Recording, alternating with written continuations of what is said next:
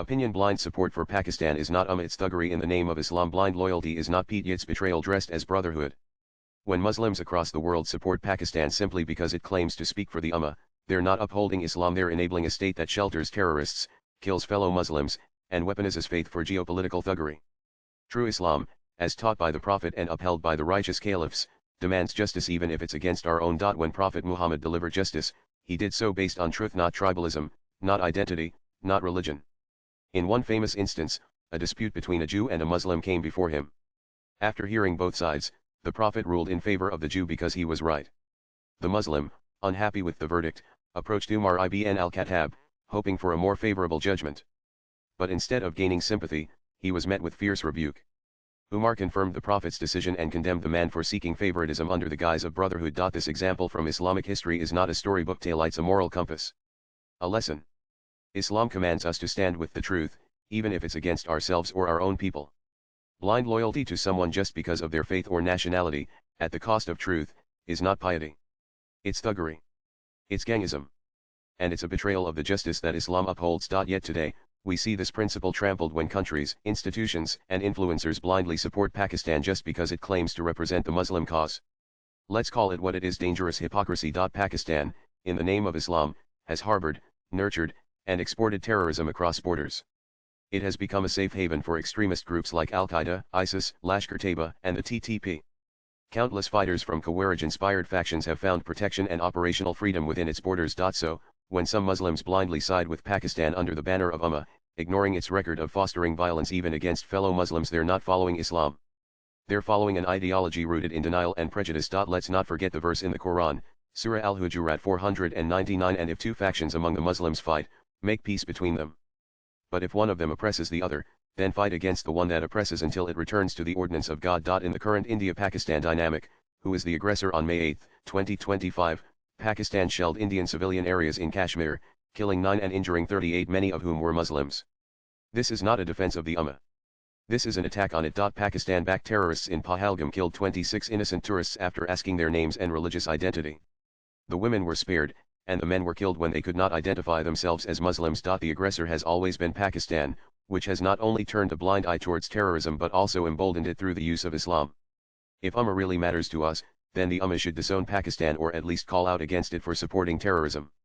Ummah's silence and blind support for Pakistan has brought Islam shame and embarrassment. Here's an often ignored fact: Indian Muslims, numbering over 250 million, are the second largest Muslim population in the world, after Indonesia. They outnumber Pakistan's Muslim population. So, if anyone truly believes in the spirit of Ummah, shouldn't they be standing with Indian Muslims? And Indian Muslims are standing with India. We have proudly served in the armed forces, in the police, and in every institution of this nation. Look at Operation Sindoor, launched in response to the recent Pakistani aggression. The Indian Army's spokesperson was Colonel Sophia Qureshi, a proud Muslim woman. India's prominent opposition leader, Barrister Asaduddin Owaisi, publicly supported the operation. This isn't tokenism. This is the lived reality of Muslims in India. We don't have to prove our loyalty every day. That's a trap Jinnah set in 1946, when he said, Muslims who remain in India will spend the rest of their lives proving their loyalty. But history proved otherwise. In fact, those who migrated to Pakistan, today's Muhajir Shaif, spent decades being treated as second-class citizens. Karachi's Muhajirs still struggle for equal rights in a state that was supposedly created for their dignity. In contrast, we Indian Muslims owe our safety, opportunity, and freedom to the vision of Maulana Abul Kalam Azad, who exposed Jinnah's toxic politics and urged Muslims to stay in a united India. Azad preferred Sardar Vallabhbhai Patel over Muhammad Ali Jinnah and his separatist agenda. And he was right. In India, our children go to school and come home safe. We don't live in fear of TTP bombing our mosques or schools. Sunnis and Shias live side by side, pray together, and hold religious processions without being targeted by sectarian suicide bombers. We don't have groups like Sipah-e-Muhammad or Lashkar-e-Jhangvi killing fellow Muslims based on sectarian labels. From Kashmir to Kanyakumari, we travel freely. There are no provinces where a Muslim fears being stopped because of his ethnicity or tribe. There's no city where a Shia hides his identity. No need to keep AK-47s at home in the name of Eid celebrations, killing innocents in the process. Instead, our youth are learning AI, cybersecurity, medicine, and business. They are building futures, while some in Pakistan are taught fantasies like it's behind and how to strip an AK-47. We're not saying India is perfect. But we are saying India is home.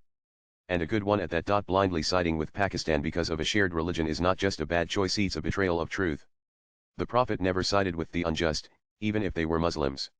Umar didn't, and neither did Imam Ali when he fought against those who split the Ummah under the banner of false piety. It's clearly mentioned, O you who have believed, be persistently standing firm in justice, witnesses for God, even if it be against yourselves or parents and relatives.